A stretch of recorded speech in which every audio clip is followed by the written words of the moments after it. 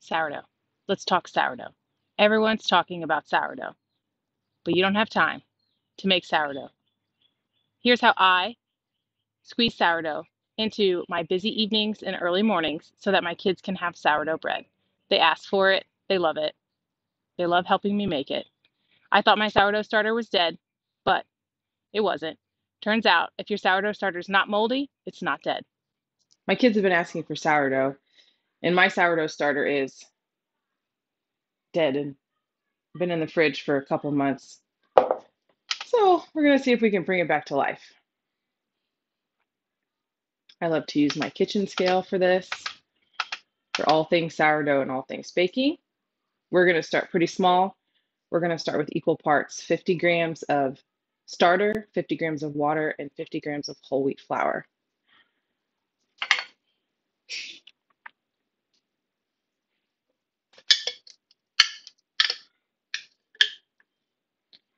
I have found that using a high quality flour makes for a better sourdough starter. Typically, if I'm doing this, I would do 100 grams of each. However, like I said, my sourdough is struggling. So my sourdough starter is struggling. So you're gonna zero it out. And add 50 grams of water.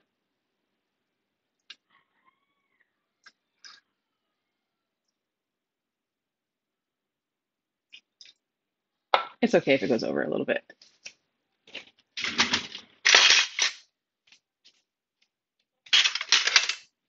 Sourdough might seem kind of scary, but it's also very forgiving. But your starter is kind of the main thing. If it's not nice and bubbly, you're not going to get that loaf of bread. All right. And then I'm just going to mix it up.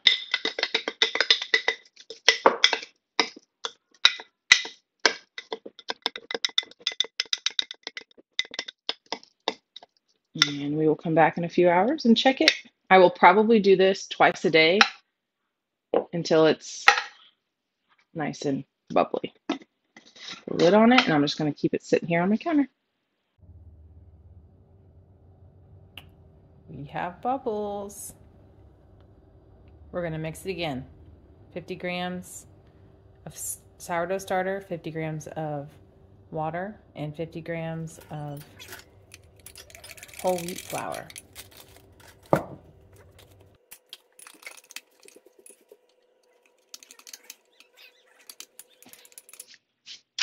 You ready to make sourdough?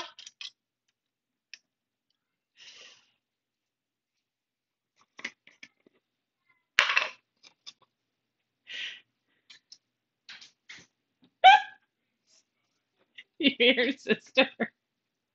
She said, I want to make sourdough. All right, it's been 3 days. It's time to make sourdough. So the recipe that I use is 100 grams of starter, 350 grams of water, 9 grams of salt, and 500 grams of bread flour. Now, I like to start my sourdough at this time of night because I let it rest for 1 hour. And then I do my stretch and folds every 30 minutes after that. So right now I have my kitchen scale here. I'm putting 100 grams of sourdough starter in here.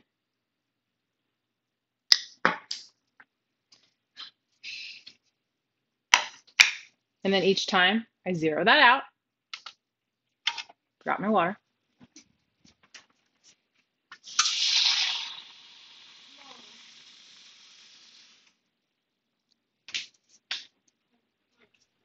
All right, so now we're going to add 350 grams of water.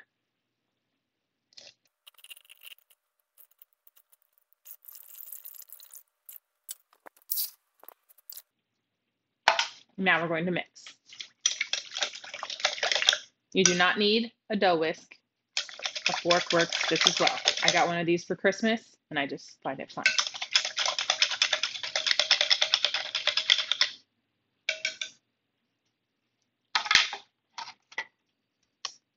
We're going to zero this out again. The reason I love sourdough bread compared to other breads, A, it tastes better. B, I can use one bowl to make this. I try not to make as many dishes as possible.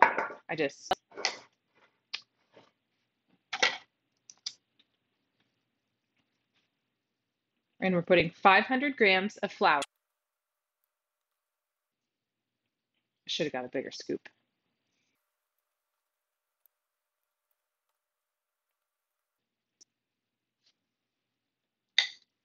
Going to zero it out, and I'm going to add my 9 grams of salt.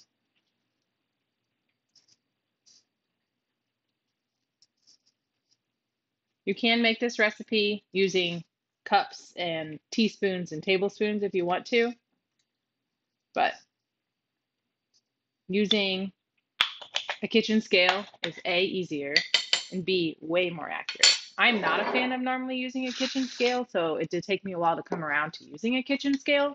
But once I did, I realized I was being foolish for not using it in the first place. So I'm going to take it off of here just so I have a level surface, and now I'm just going to mix it in. Now, I did switch from my dough whisk to a spoon because when I use my dough whisk, it gets clumps in it. It's hard for me to clean.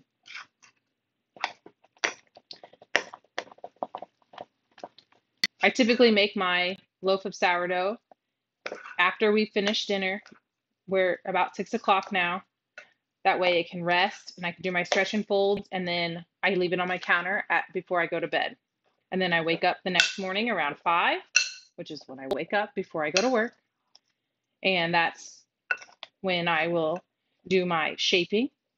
And then I'll put it in the fridge, and I'll typically bake it that night or I'll bake it the next night. It just kind of depends on my time. But making it at night definitely helps with my time management and just what I have going on, how I can make sourdough on a weeknight and not spend all day in the kitchen prepping.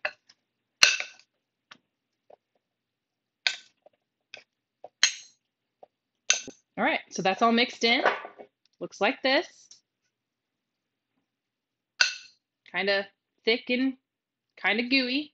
And we're just going to let that sit for 1 hour, and then we will come back and we will do our stretch and folds. It is time for our stretch and folds, our first one at least. My hands are wet. I'm just going to go in and pull it. Don't want it to break, and you fold it over. Turn your bowl. A quarter of a turn, stretch, and fold. Quarter of a turn, stretch, and fold. Quarter of a turn. Really want to stretch and fold. You'll notice the texture of your bread will change every single time you do that. So put the lid back on and you wait for another 30 minutes.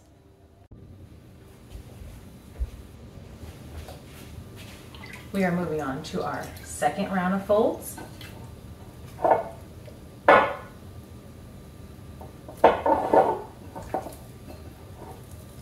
Every time. Stretch it, fold it, quarter of a turn. Stretch it, fold it, quarter of a turn. I can already tell the bread has a better dough consistency to it. It's not so unshaped in here. Again, you don't want it to break, you just want it to fold. If it breaks, don't freak out. It's all right. Sourdough is a little bit more forgiving than people make it out to be. Okay, now we have another 30 minutes. Number 3.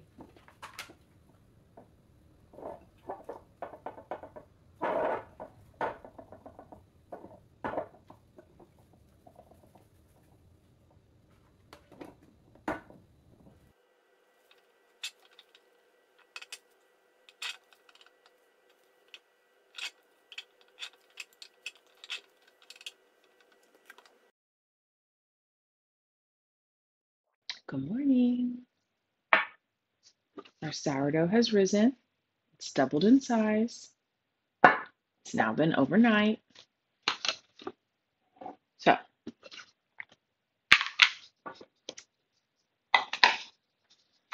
we're going to flour our work surface.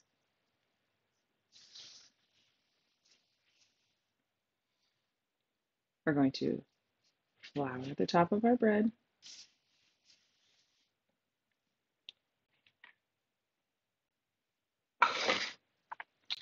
All right, so now we're just going to loosen it from the bowl. Should just pull away from the sides. There are lots and lots and lots of ways to shape sourdough. This is just the one that I do. Sometimes I change it up. This is what we're doing today.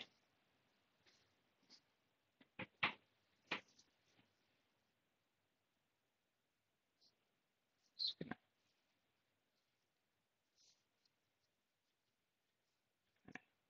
push it together, roll it up, stitch it together,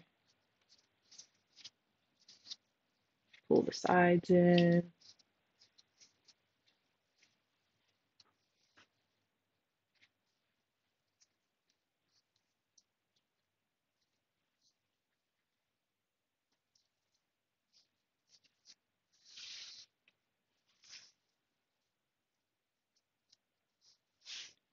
Give it a little bit of, see how it's getting kind of unshapen right here? We're just going to kind of bring this up a little bit. Just kind of just make it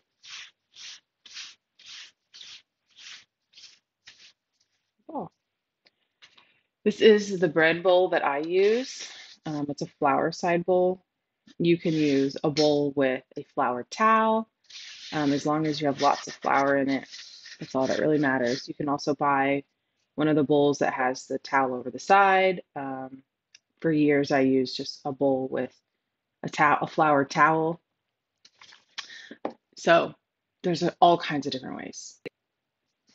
Sourdough does not have to be fancy. Can be, doesn't have to be.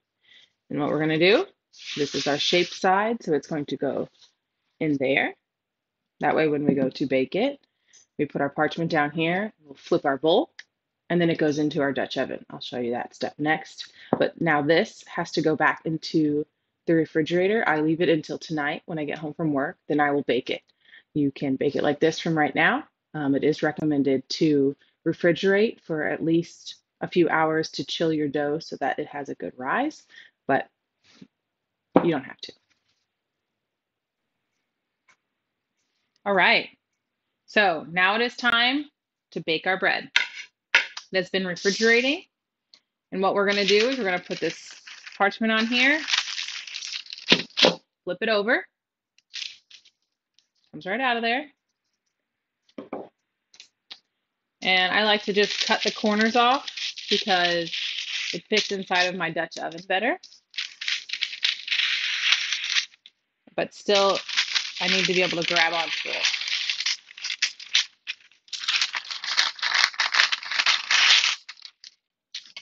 These work like handles. So sometimes it has a lot of flour here on the edges, which I'm just gonna kind of brush it off, rub it in.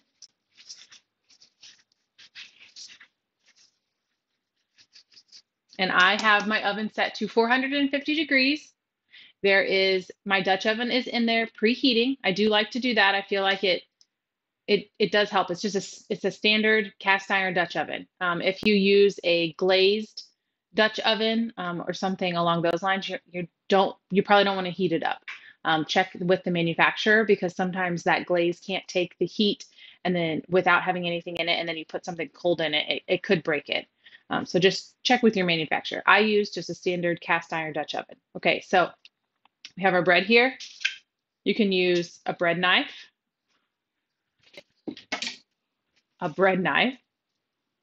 or you can also use this very sharp razor cutter.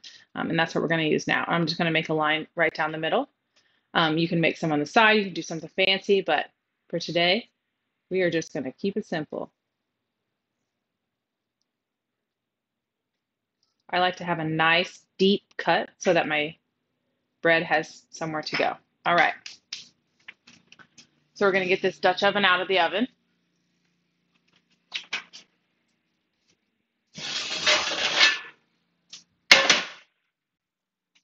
Everything is extremely hot.